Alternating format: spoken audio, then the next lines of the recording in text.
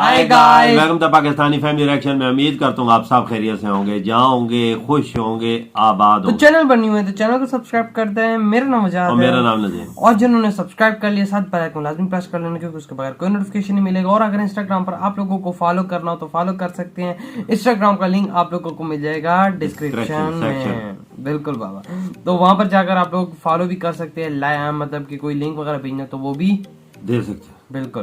तो आज का वीडियो बहुत ज्यादा इंटरेस्टिंग होने वाला है। तो फाइनली इंडिया ने रिप्लाई कर डाला है। कतर, पाकिस्तान, तुर्की का जो ट्रेंड था इन यूएई दुबई एक्सपो 2021 में, जो मतलब कि उन्होंने ट्रेंड चला दिया था कि बायकॉट इंडिया का। अच्छा, तो वो पीछे मतलब कल परसों आई थिंक ये न्यूज भी आया था।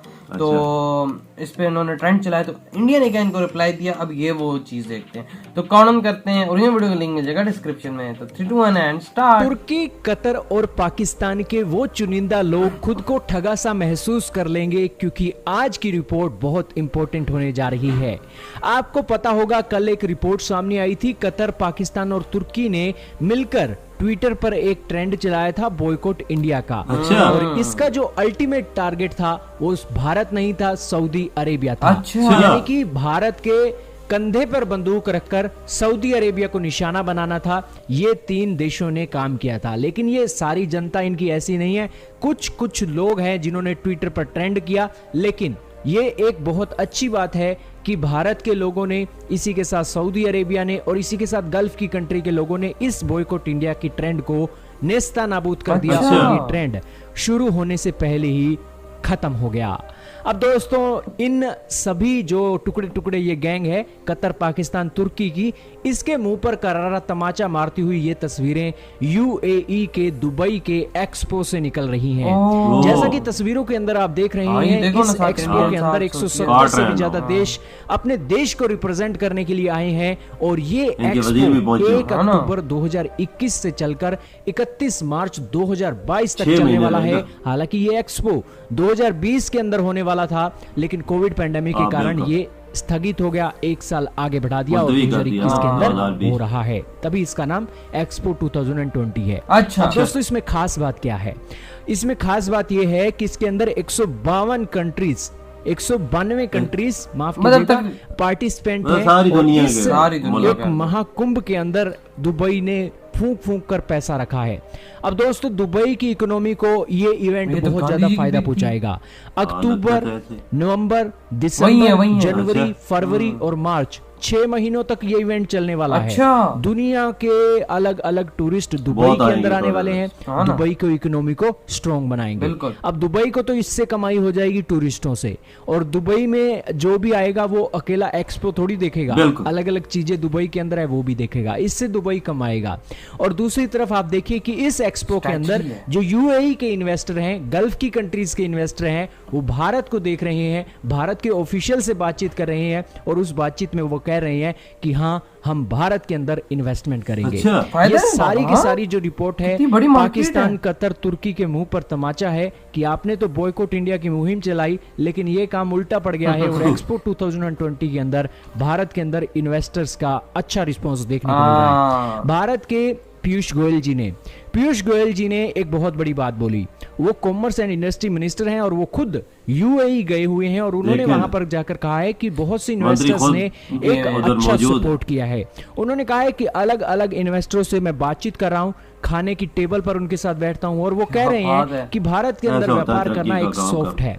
उन्होंने कहा कि आज भारत के अंदर व्यापार करना मुश्किल नहीं है, आसान है।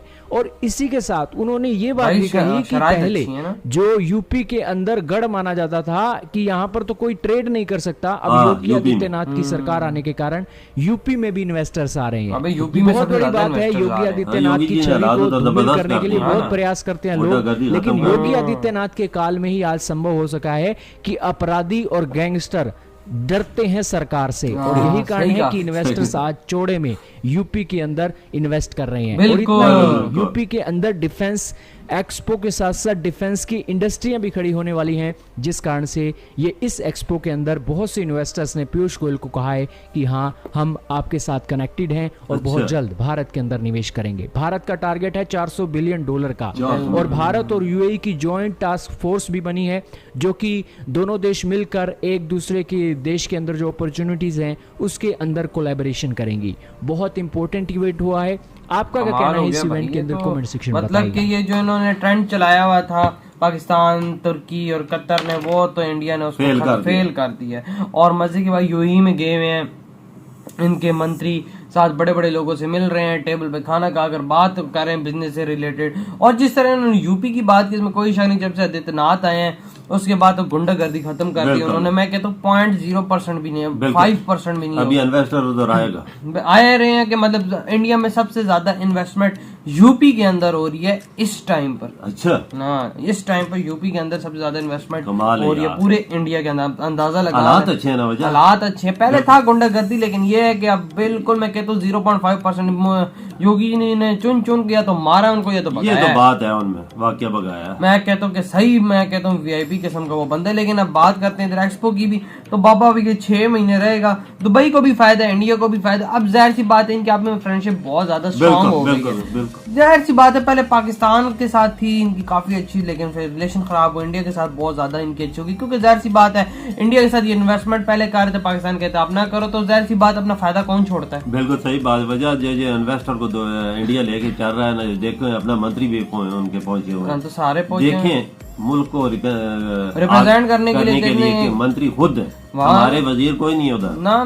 अब पता नहीं हमारा कोई है भी कि नहीं है, खुद बातचीत कर हम लोग पता नहीं एक्सपो में हमने पार्टिसिपेट किया भी है कि नहीं, ये भी बात है। मतलब किया तो होगा, लेकिन क्या है दिखाने के लिए हमारे पास? हाँ सही बात है, इंडिया के पास तो बहुत चीजें हैं। उनको पॉलिसियां बता रहे हैं, अपने मुल्क के फायदे बता रहे हैं, आप आए हम ये सहूलतें देंगे वो देंगे।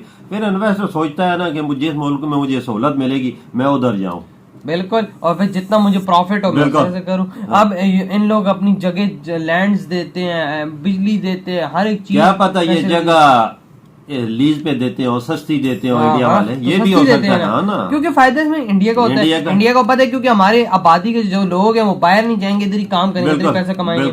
सही बात है। अगर इन्वेस्टर आता है तो वो कोई चीज काम करने के लिए कोई इंडस्ट्री या फैक्ट्री लगाता है, उसमें 15-20 हजार बंदा या 30 हजार बंदा काम करेगा ना, वो इंडिया का करेगा, वो बाहर से तो नहीं आएंगे। जाहिर सी बात, इंडिया के लोग काम करेंगे, वो पैसा इंडिया में ही रहेगा, उनके घर आबाद होंगे। यही बात है। तो ये इंडिया बहुत जबरदस्त लेके चीजें जा रहा है, और ये एक्सपो भी मतलब बिजनेस से रिलेटेड ही सारा कुछ सिस्टम है इसका सारा।